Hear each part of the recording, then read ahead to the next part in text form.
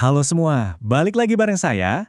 Hari ini kita bakal kupas tuntas sebuah senjata yang wajib banget dimiliki setiap investor. Namanya analisis fundamental.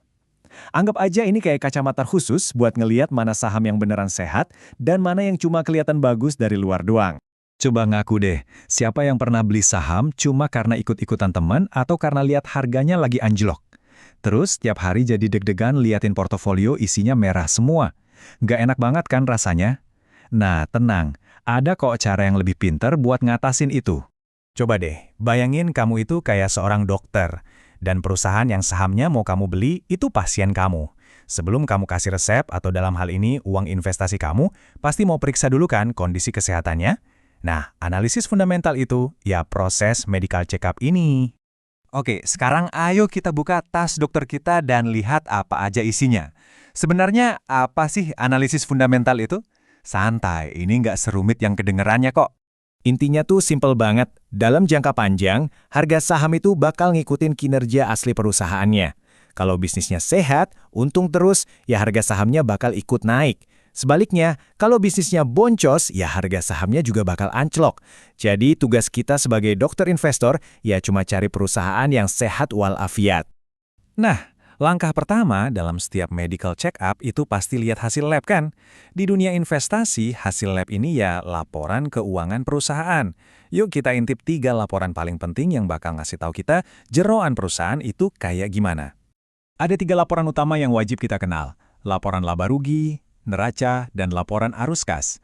Masing-masing ini cerita bagian yang beda-beda dari kesehatan keuangan si perusahaan. Ayo kita bedah satu persatu. Laporan laba rugi ini gampangnya kayak rapor sekolah. Isinya cuma satu pertanyaan, perusahaan ini untung atau rugi sih? Cara ngitungnya simpel, kita ambil semua pendapatan, terus dikurangin sama semua pengeluarannya. Sisanya itulah yang namanya laba bersih. Pas kita lihat rapor ini, kita harus jadi dokter yang kritis. Coba tanya, pendapatannya naik nggak dari tahun kemarin? Atau labanya stabil? Atau malah naik turun kayak roller coaster? Pertumbuhan laba yang konsisten itu tanda-tanda pasien yang sehat banget. Oke, lanjut ke neraca. Kalau laporan laba rugi tadi itu kayak video setahun, neraca ini lebih mirip foto. Cekrek, foto ini nunjukin semua yang dimiliki perusahaan atau aset dan semua utang-utangnya atau liabilitas pada satu waktu tertentu. Dari foto ini, kita bisa langsung tahu pasien kita ini seimbang nggak. Apa dia kebanyakan bawa beban utang? Bayangin aja orang mau lari maraton tapi sambil gendong kulkas. Ya berat. Perusahaan yang utangnya gede juga gitu. Risikonya tinggi pas ekonomi lagi susah. Dan yang terakhir, tapi ini penting banget, adalah laporan arus kas. Laporan ini ngasih tahu kita duit benerannya ngalir kemana. Ingat ya, laba di atas kertas itu bisa aja dipercantik. Tapi uang tunai di rekening bank itu nggak bisa bohong. Cash is king. Dan ini nih, tanda vital yang paling krusial. Perusahaan bisa aja ngelaporin laba gede di rapornya, tapi kalau ternyata uang tunai dari bisnis utamanya malah minus, itu ibarat pasien yang kelihatannya segar padahal lagi pendarahan di dalam. Ini red flag gede banget. Oke, hasil lab udah kita baca. Sekarang, waktunya kita cek tanda-tanda vital si pasien. Di dunia investasi, kita pakai beberapa rasio simple buat ngelakuin ini. Pertama, ada yang namanya PER. Gampangnya, PER itu kayak nanya gini. Kalau gue beli perusahaan ini, kira-kira butuh berapa tahun sih labanya bisa nutupin modal yang gue keluarin? Secara teori, makin kecil angkanya, ya makin cepat balik modalnya. Berikutnya, PBV. Ini perbandingan antara harga saham sama nilai aset bersihnya. Gini deh, kalau PBV di bawah 1, itu artinya secara teori, kamu beli perusahaan dengan harga diskon. Lebih murah dari nilai asetnya kalau perusahaan itu dijual hari ini. Bisa jadi ini tanda sahamnya lagi murah. Nah, dari rasio PR dan PBV tadi, kita jadi bisa bedain 2 tipe pasien. Ada saham pertumbuhan, ini kayak atlet muda yang larinya kencang banget. Jadi wajar harganya atau PR-nya mahal. Terus ada saham nilai, ini kayak atlet senior, yang mungkin lagi cedera tapi potensinya masih gede. Makanya harganya cenderung lebih murah. Sekarang kita ngomongin kualitas. ROE ini salah satu indikator kualitas terbaik. Rasio ini nunjukin seberapa jago sih manajemen perusahaan ngubah setiap rupiah modal dari investor jadi keuntungan. Kalau angkanya konsisten di atas 15%, itu biasanya tanda bisnis yang luar biasa. Terakhir, ayo kita cek kadar kolesterol perusahaan pakai DER.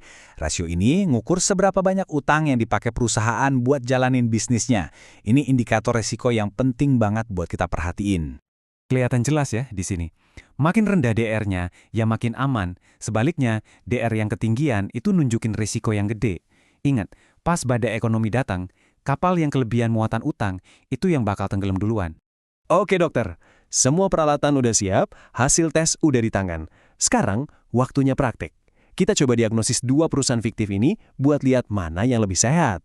Coba lihat datanya deh. Di satu sisi ada perusahaan A, labanya tumbuh kenceng, efisien banget dengan ROE tinggi, utangnya aman, harganya juga relatif murah. Di sisi lain perusahaan B, labanya mandek, nggak efisien, utangnya banyak, dan harganya lebih mahal. Sebagai dokter investor, resepnya udah jelas banget kan mau dikasih ke siapa? Tentu ke perusahaan A. Nah, setelah diagnosis, sekarang waktunya saya kasih resep buat kamu. Ini semacam checklist simple yang bisa kamu pakai sebelum mutusin mau investasi di saham manapun. Jadi ini nih checklist awal kamu. Sebelum klik buy, selalu tanya 5 hal ini. Labanya naik terus nggak? ROE-nya oke nggak di atas 15%? Utangnya aman? Arus kasnya positif? Dan terakhir, harganya kemahalan nggak? Kalau sebagian besar jawabannya iya, berarti kamu udah nemuin pasien yang sehat dan layak dipertimbangkan. Jadi, itulah dasar-dasar analisis fundamental. Ini bukan soal nebak-nebak harga saham besok, tapi soal bikin keputusan investasi yang cerdas pakai data. Sekarang, kamu udah punya peralatannya buat jadi dokter buat portofolio kamu sendiri. Pertanyaannya, perusahaan mana yang mau kamu check up pertama kali? Selamat menganalisis.